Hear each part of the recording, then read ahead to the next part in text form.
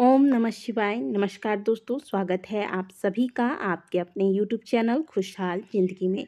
दोस्तों, कार्तिक मास का आरंभ हो चुका है और कार्तिक मास के समान पुण्यदायी कोई महीना ही नहीं है। इसमें आप जो भी धार्मिक कार्य करते हैं उसका फल आपको कई गुना अधिक प्राप्त होता है, ऐसा स्वयं हमारे शास्त्र और हमारे ऋषि मुनि कहते हैं। कार्तिक मास में भगवान विष्णु निद्रा से जागते हैं और अपने भक्तों पर कृपा बरसाते हैं। इस मास में भगवान विष्णु पृथ्वी पर अपने भक्तों के बीच में जल में निवास करते हैं, इसलिए कार्तिक मास में गंगा स्नान का विशेष महत्व है। इसके अलावा स्कंद पुराण में वर्णित कथा के अनुसार भगवान शिव और माता पार्वती के पुत्र कार्तिकेय ने तारकासुर का वध भी इसी माह में किया था, जिसके कारण इस महीने का नाम कार्तिक मास पड़ गया।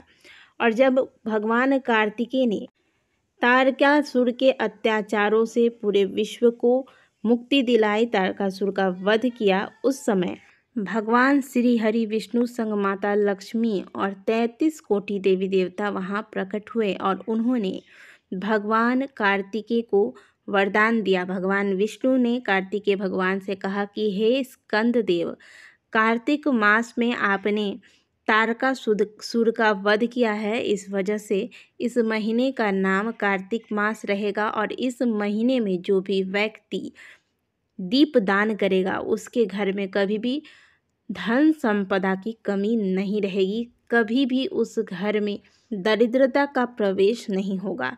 इसलिए कार्तिक मास में विशेष करके कार्तिक स्नान और दीपदान का विशेष महत्व बताया गया है हमारे शास्त्रों में।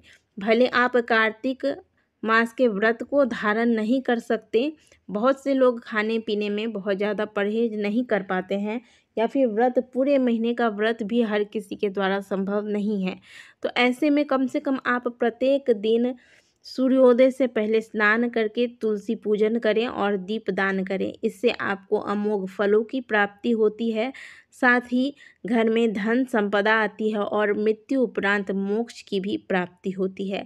आज के वीडियो में कार्तिक मास में किए जाने वाला एक बहुत ही सुंदर सा उपाय लेकर आई हूँ, क्योंकि कार्तिक मास का दूसरा दिन 30 अक्टूबर को सोमवार के दिन पड़ रहा है और इस उपाय को सोमवार ही करना है। शिव महापुराण के कथा के अंतर्गत इस उपाय का वर्णन किया गया है। इस उपाय को केवल और केवल कार्तिक मास में ही करना है, इसीलिए वीडियो को अंत तक देखिएगा, अच्छे से वीडियो को समझिए, उपाय को समझिए और इस उपाय को कीजिए, क्योंकि इस उपाय को करने का मौका आपको पूरे साल में फिर दोबारा नहीं मिलने वाला है, केवल कार्तिक मास में ही इस उपाय को किया जाता है। तो चलिए जानते हैं कि उपाय क्या है। इससे पहले वीडियो को लाइक कीजिए, चैनल पर पहली बार आए हैं तो चैनल को सब्सक्राइब अवश्य कीजिए। देखिए, कल शरद पूर्णिमा थी। अब शरद पूर्णिमा के साथ ही कार्तिक मास का आरंभ हो गया और कार्तिक मास का समापन कार्तिक पूर्णिमा पर होगा।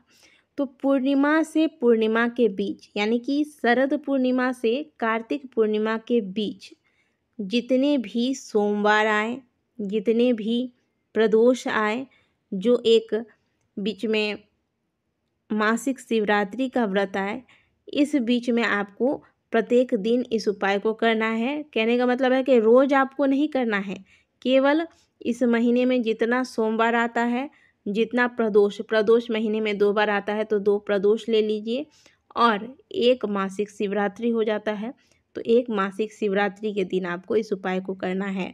जब कार्तिकेय महाराज ने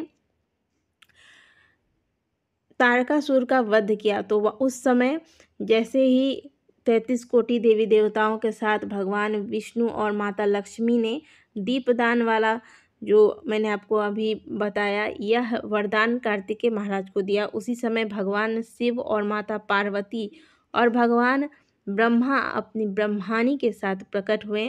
ब्रह्मदेव ने कार्तिकेय को आशीर्वाद दिया कि हे कार्तिकेय, इस कार्तिक मास में यदि कोई व्यक्ति भूलवश भी, अनजाने में भी बेलपत्र और समी पत्र दोनों एक साथ महादेव के शिवलिंग पर आपकी बहन अशोक सुंदरी वाले स्थान पर एक बेलपत्र और आपके पिता देवादिदेव महादेव को एक समी का पत्र अर्पित कर देगा। हे कार्तिकेय महाराज, मेरा यह वरदान है कि देवादिदेव महादेव की कृपा से उस व्यक्ति का जो घर का भंडार है कुबेर के समान भर जाएगा। तो यदि आप जीवन में बहुत ज़्यादा परेशान हैं, बहुत समस्याएं चल रही हैं, धन संबंधित समस्याएं चल रही हैं, निराश हो चुके हैं, तो कार्तिक का महीना आरंभ हुआ है रविवार से और रविवार के बाद दूसरा दिन पड़ रहा है सोमवार। इस उपाय को आपको कैसे कर 1 लोटा जल लीजिएगा, 1 बेलपत्री, 1 समी का पत्ता। आप प्रातःकाल भी इस उपाय को कर सकते हैं और प्रदोष काल में भी कर सकते हैं। तो 1 लोटा जल तो हमेशा ही महादेव को अर्पित करने के बाद ही हम कोई चीज़ अर्पित करते हैं। तो 1 लोटा जल सबसे पहले महादेव के शिवलिंग पर उत्तर दिशा की ओर मुँह करके अर्पित कीजिए। ओम नमः शिवाय या फिर श्री शिवाय नमस्तुभ्यं बोलकर अर्पित कीजिएगा। इसके बाद 1 बेलपत्री माता अशोक सुंदरी वाले स्थान पर श्री शिवाय नमस्तुभ्यं बोलकर समर्पित करें, मन में आपकी जो भी कामना है उस कामना को रखते हुए। इसके बाद 1 समी का पत्र महादेव के शिवलिंग पर आपकी जो भी कामना है उस कामना को मन में रखते हुए श्री शिवाय नमस्तुभ्यं बोलकर अर्पित करें। इसके बाद महादेव के समक्ष 1 दीपदान भी कर दें, क्योंकि कार्तिक महीना है, महादेव के मंदिर जाएंगे तो 1 दीपक तो आपको अवश्य लगाना चाहिए। तो 1 दीपक लगाएं, धूप दीप दिखाकर महादेव को प्रणाम करके देखिए, चीज़ों को उपाय जो बताए जाते हैं वो तो उपाय बताए जाते ही हैं, लेकिन इसको हम और अच्छे से कितना अच्छा से हम कर सकते हैं ये हमारे ऊपर है। तो धूप दीप इत्यादि ये हमारा खुद का भी विचार होना चाहिए कि जब भी महादेव के मंदिर जाएं तो धूप दीप की व्यवस्था हम लेकर ही जाएं। तो धूप दीप दिखाकर महादेव को प्रणाम करके वापस आ जाइए। इस उपाय को करना कब है?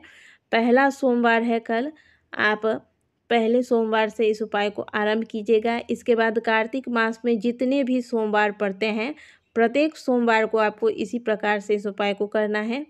बीच में जो 2 प्रदोष व्रत पड़ेंगे कार्तिक में और 1 मासिक शिवरात्रि पड़ेगा, तो दोनों प्रदोष और 1 मासिक शिवरात्रि वाले दिन भी आपको इस उपाय को करना है।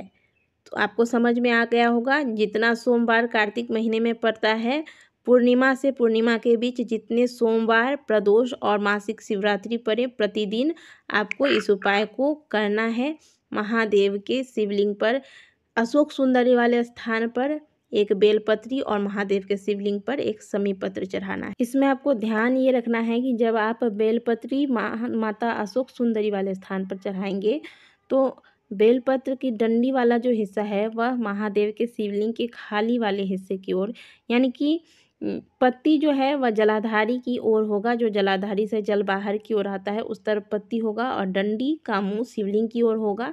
और जब आप समी पत्र चढ़ाते हैं तो समी पत्र का डंडी भी उसी ओर होना चाहिए जिस ओर बेलपत्री की डंडी है।